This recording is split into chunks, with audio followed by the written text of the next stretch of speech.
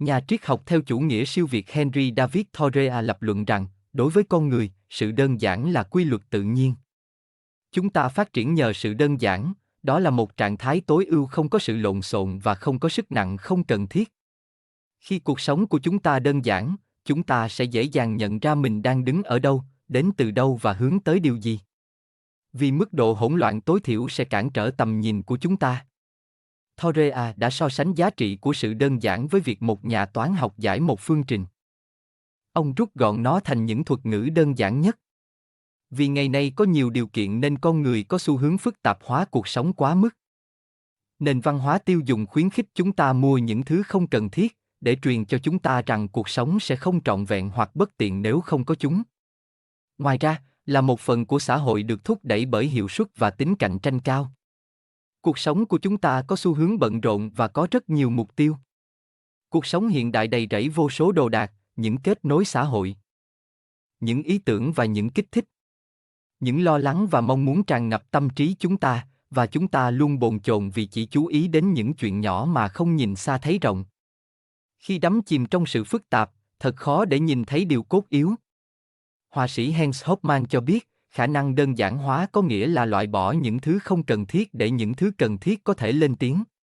Các nghiên cứu cho thấy có mối liên hệ giữa sự đơn giản và hạnh phúc.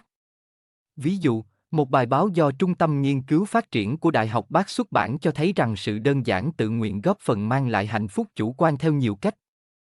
Những người đơn giản hóa tự nguyện báo cáo trải nghiệm về sự an toàn, tự chủ, năng lực cao hơn và cảm giác làm điều đúng đắn, cái sau liên quan đến các mối quan tâm về sinh thái và xã hội. Bên cạnh những lợi ích trải nghiệm như vậy, cách tiếp cận cuộc sống tối giản có thể giúp chúng ta có cái nhìn tổng quan hơn và sống tiết kiệm hơn. Video này khám phá những cách đơn giản hóa cuộc sống để nâng cao sức khỏe tổng thể.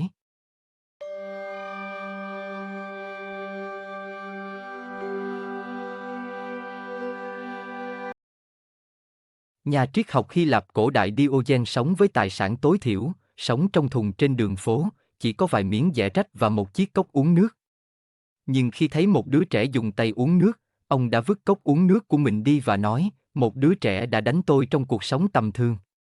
Diogenes không phải là người duy nhất sống gần như không có tài sản gì. Một số ẩn sĩ và nhiều dòng tu khác nhau từ bỏ tài sản thế gian, một phần để giải phóng bản thân khỏi những gánh nặng đi kèm với chúng. Đức Đạt Lai Lạt Ma đã nói trong một cuộc phỏng vấn và tôi xin trích dẫn. Nếu cuộc sống của một người đơn giản thì sự hài lòng phải đến. Sự đơn giản là cực kỳ quan trọng để có được hạnh phúc. Có ít ham muốn, cảm thấy hài lòng với những gì mình có là điều rất quan trọng, hài lòng với vừa đủ thức ăn, quần áo và chỗ ở để bảo vệ bản thân khỏi các yếu tố thời tiết. Kết thúc trích dẫn. Tất nhiên, người ta không cần phải là một tu sĩ Phật giáo hay một ẩn sĩ mới trải nghiệm được niềm vui của việc sở hữu ít hơn. Cách tiếp cận tối giản đối với tài sản của một người có thể tạo ra sự khác biệt đáng kể trong cuộc sống. Vì nó loại bỏ sự lộn xộn không cần thiết mà các giác quan của chúng ta có thể cảm nhận được trong môi trường xung quanh. Theo các Jung, không gian sống của chúng ta là phần mở rộng của chính chúng ta. Vì vậy, việc giữ cho những không gian đó sạch sẽ có tác động trực tiếp đến tâm lý.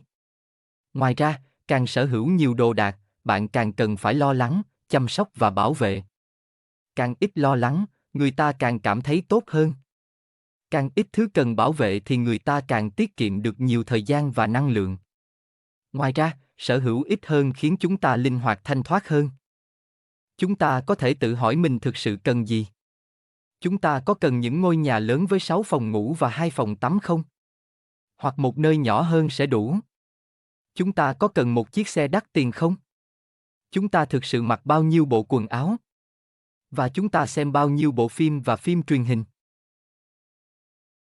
Nhưng việc theo đuổi đồ đạc rất hấp dẫn, vì nền văn hóa tiêu dùng của chúng ta hứa hẹn mang lại hạnh phúc khi mua sắm và sở hữu. Video trước, tiền có thể mua được hạnh phúc, giải thích rằng của cải vật chất không phải là khoản đầu tư lớn để mang lại sự hài lòng, trái ngược với trải nghiệm. Sau khi mua, chúng ta có thể trải qua một khoảng thời gian hưng phấn nhanh chóng lắng xuống. Tác giả và chính trị gia La Mã Pliny The Younger đã nói, một vật sở hữu hiếm khi giữ được sức hấp dẫn như khi nó theo đuổi. Kết thúc trích dẫn. Vì vậy, nếu chúng ta giữ tài sản của mình ở mức tối thiểu, chúng ta sẽ không bỏ lỡ sự hài lòng lâu dài. Hơn nữa, bằng cách không mua quá nhiều thứ không cần thiết, chúng ta sẽ không lãng phí tiền bạc vào những khoảnh khắc hạnh phúc thoáng qua trong khi lại tự gánh thêm gánh nặng cho những đống rác không cần thiết ngày càng tăng. Từ quan điểm tối giản cách nghệ thuật hơn, việc sở hữu ít đồ đạc hơn chỉ là một phần của phương trình. Một môi trường sống đơn giản và gọn gàng cũng phụ thuộc vào cách chúng ta thiết kế nó.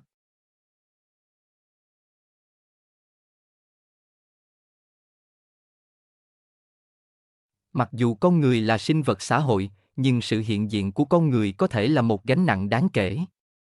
Nếu xung quanh chúng ta có quá nhiều người, hoặc tệ hơn là chọn nhầm người, đời sống xã hội có thể gây hại cho chúng ta nhiều hơn là có lợi. Vấn đề với việc có nhiều kết nối xã hội là chúng ta thường không thấy mình thực sự thích kết nối nào trong số đó. Ví dụ, chúng ta có thể là một phần của một nhóm xã hội rộng lớn, nhưng trong vòng kết nối đó, chỉ có một số ít người mà chúng ta thực sự kết nối. Đồng thời, tất cả những người mà chúng ta không kết nối đều mong đợi chúng ta tham dự các bữa tiệc và sự kiện khác của họ. Chúng ta thậm chí có thể không thích những sự kiện này và coi chúng là nghĩa vụ xã hội.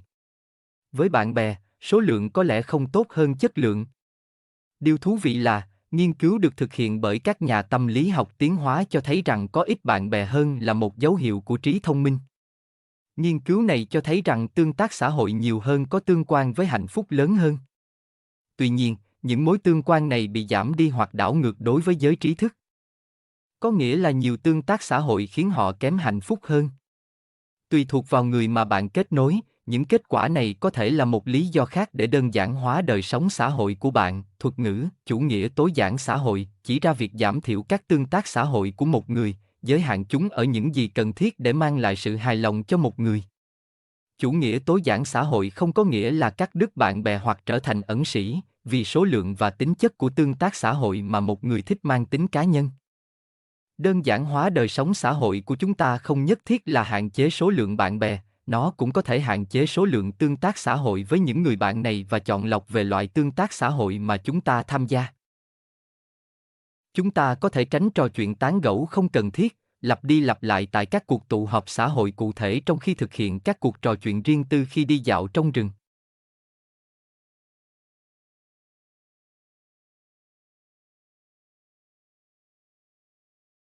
Cảm thấy choáng ngợp trước cuộc sống bận rộn là lời phàn nàn phổ biến trong thời hiện đại, đi đôi với lo lắng và căng thẳng. Tuy nhiên, trong nhiều trường hợp, không phải chỉ vì cuộc sống đòi hỏi chúng ta quá nhiều, cũng là do có quá nhiều tiếng ồn, chủ yếu là do công nghệ kỹ thuật số. Cuộc sống đầy rẫy những phiền nhiễu. Đặc biệt là sau sự xuất hiện của công nghệ hiện đại, lượng kích thích mà con người bình thường trải qua là lớn chưa từng có. Vào bất kỳ thời điểm nào trong ngày, tin nhắn văn bản, email, cuộc gọi điện thoại và thông báo từ vô số trang truyền thông xã hội của chúng ta hiện đến. Có rất nhiều kênh truyền hình để lựa chọn cùng với số lượng dịch vụ phát trực tuyến ngày càng tăng và điện thoại của chúng ta cấp quyền truy cập để có được thông tin trực tuyến không giới hạn. Không có gì ngạc nhiên khi chúng ta có cảm giác khó chịu rằng luôn có việc gì đó phải làm và chúng ta đang bỏ lỡ. Chủ nghĩa tối giản kỹ thuật số là một hình thức tối giản liên quan đến việc giới hạn thời gian sử dụng công nghệ của một người. Tác giả Cal Newport đã viết rằng tính hòa đồng của chúng ta quá phức tạp để có thể gia công trên mạng xã hội hoặc giảm bớt thành tin nhắn tức thời và biểu tượng cảm xúc.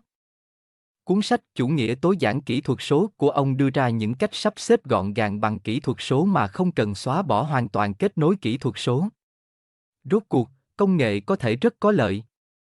Ông ấy mô tả chủ nghĩa tối giản kỹ thuật số như sau và tôi trích dẫn, một triết lý sử dụng công nghệ trong đó bạn tập trung thời gian trực tuyến của mình vào một số ít hoạt động được tối ưu hóa và lựa chọn cẩn thận nhằm hỗ trợ mạnh mẽ cho những thứ bạn coi trọng, và sau đó vui vẻ bỏ lỡ mọi thứ khác.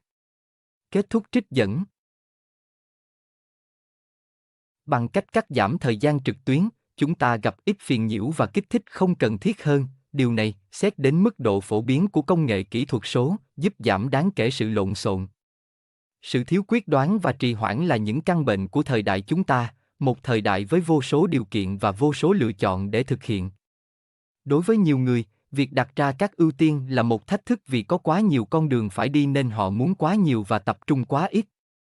Thật không may, nếu bạn muốn mọi thứ, cuối cùng bạn sẽ chẳng có gì cả. Lịch trình trung bình của một người Việt Nam thời hiện đại rất chật chội. Tâm lý luôn cần phải làm điều gì đó phản ánh cách nuôi dạy con cái của nhiều bậc cha mẹ ngày nay.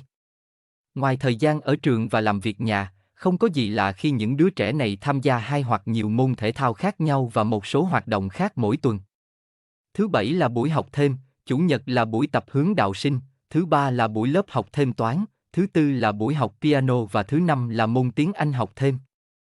Chúng ta thấy rằng những đứa trẻ tiếp tục xu hướng này, lấp đầy lịch trình của chúng với nhiều công việc. Triết gia người Thụy Sĩ Henry Frederick Amiel đã nói và tôi trích dẫn, một người phải có khả năng cắt được một nút thắt, vì mọi thứ đều không thể cởi trói được, anh ta phải biết cách tách rời những gì thiết yếu ra khỏi chi tiết mà nó được gói gọn trong đó, vì mọi thứ không thể được xem xét một cách bình đẳng. Nói tóm lại, anh ta phải có khả năng đơn giản hóa nhiệm vụ, công việc và cuộc sống của mình. Kết thúc trích dẫn. Cách tiếp cận tối giản đối với lịch trình của chúng ta sẽ tạo ra sự giám sát và có thể giúp chúng ta tập trung vào những gì thiết yếu trong cuộc sống. Khi làm như vậy, chúng ta cần có khả năng nói không với một số điều nhất định và sẵn sàng đi theo một hướng khác. Nhưng đổi lại có thêm thời gian và không gian trong chương trình của mình.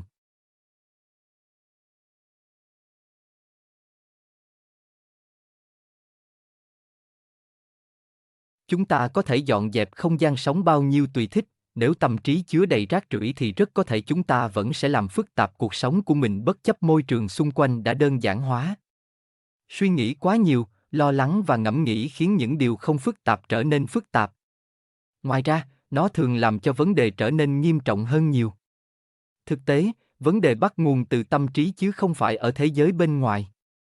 Sống một cuộc sống đơn giản trong khi bị gánh nặng bởi cuộc đua, những suy nghĩ phức tạp dường như khá mâu thuẫn. Phòng khách của chúng ta có thể tối giản và sạch sẽ, nhưng đầu chúng ta có thể đầy lo lắng về công việc. Chương trình làm việc của chúng ta có thể dài dằng dặc, bộ não của chúng ta có thể ngẫm nghĩ về những sự kiện trong quá khứ. Nếu suy nghĩ ám ảnh chúng ta mỗi phút thức giấc, bất chấp môi trường xung quanh đã đơn giản hóa, thì những nỗ lực của chúng ta nhằm đơn giản hóa cuộc sống bên ngoài để có được hạnh phúc là vô ích. Không còn nghi ngờ gì nữa, một môi trường sống gọn gàng có thể góp phần giúp tinh thần minh mẫn.